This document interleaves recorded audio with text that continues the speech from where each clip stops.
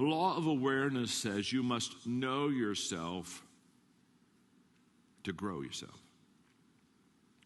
James Russell Lowell, in your notes, no one can produce great things who is not thoroughly sincere in dealing with himself. What a powerful statement that is.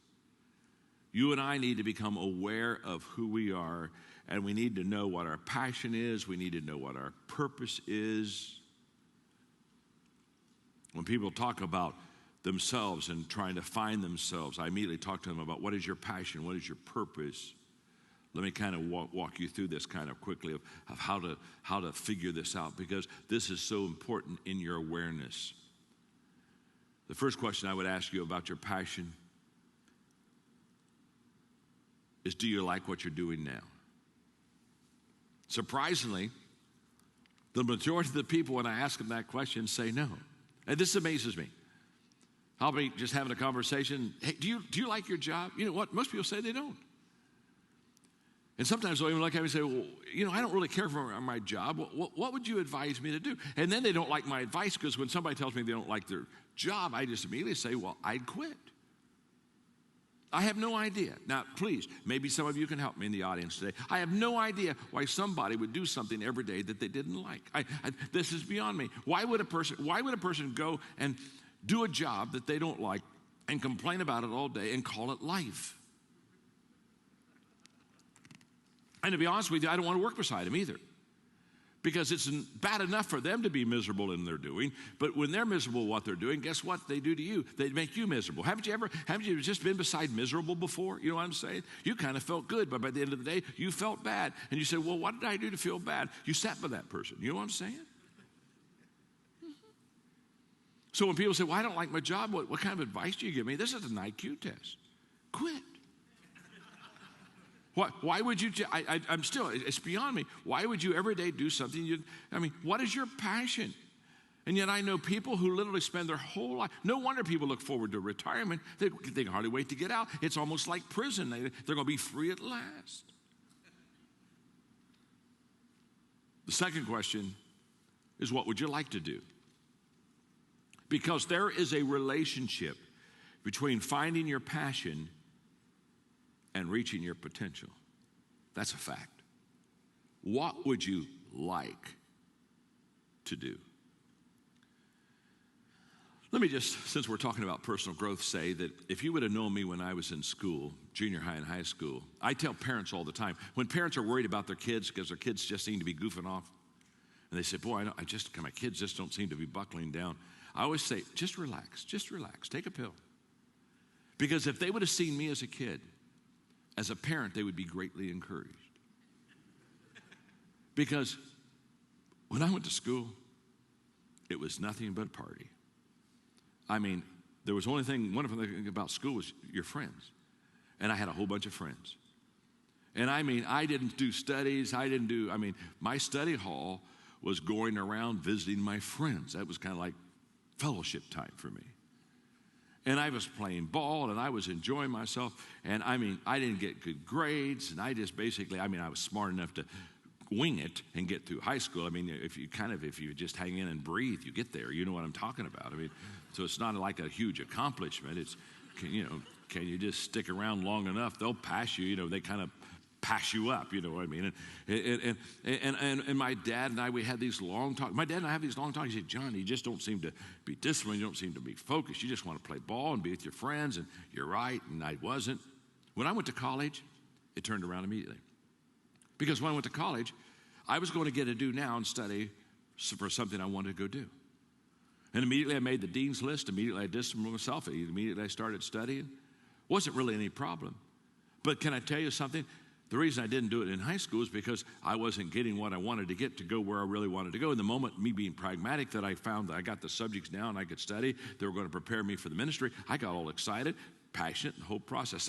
So you got to ask yourself, what would you like to do? Because when you find what you'd like to do, that ignites your passion. And when your passion is ignited, that begins to increase your potential. That's when you start moving up the potential ladder. Question number 3, can you do what you would like to do? That's a great question. Because some people are very passionate about doing something, but they're not any good at it. Now, if you're not any good about the thing you're passionate about, you don't want to make it a career, you want to make it a hobby.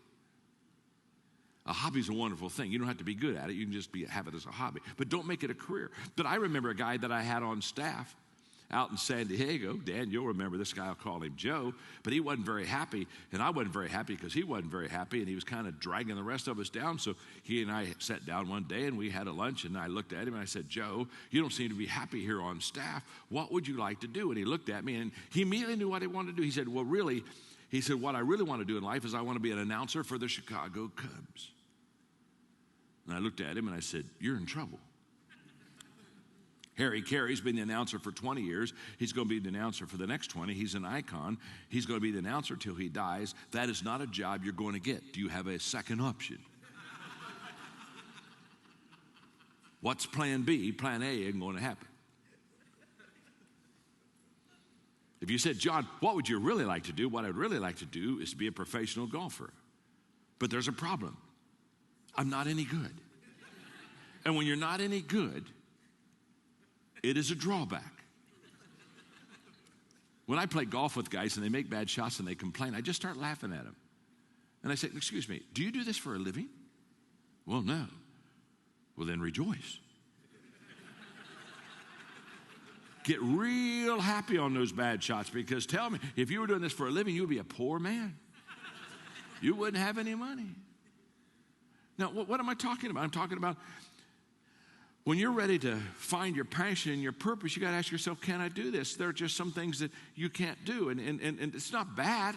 You just have to face reality, and it's like watching the tryouts at American Idol when they with passion get that microphone and they start belting out songs off tune, and everybody in the country's hitting the mute button. And the question I always have when I watch them is I see that and I think, dear God, where are their friends? Shouldn't somebody come up to them and just say, could we talk? You can't sing. Why are you doing this? Question number 4. Do you know people who do what you would like to do? This is very key, because when I settled in what I wanted to do, I went and looked for the most successful people. It's the story of me giving $100 to the pastors that had the largest churches in America for 30 minutes of their time. And when I was given $100 for 30 minutes of their time, at that time I was in Hillham, Indiana, and I was making $4,100 a year.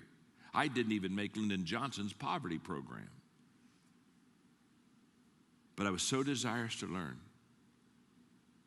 I was just so desirous to learn. I know it was way out of bounds. $100 was way, I had to learn. Question number 5. Will you pay the price to do what you want to do? So many people don't reach their potential because it's a price issue. They're unwilling to pay it. Number 6, when can you start doing what you'd like to do? And here's what's wonderful. If you have something that you would like to do but you aren't doing it now, what's wonderful is you can start. You can get going. You may not be able to get the job yet, but you can start. People come to me all the time and say, John, I would like to write a book. How should I get started? And I say, well, this is going to be a little more simple than you're ready for, but if you'd like to write a book, the way you get started is start writing. I know that seems a little basic, but books don't write themselves.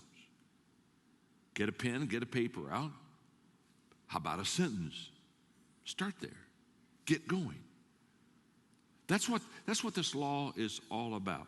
Understanding yourself, understanding your passion, knowing what your purpose is, and saying, now that I know who I am, I'm going to now how to grow myself. The law of awareness, it's huge.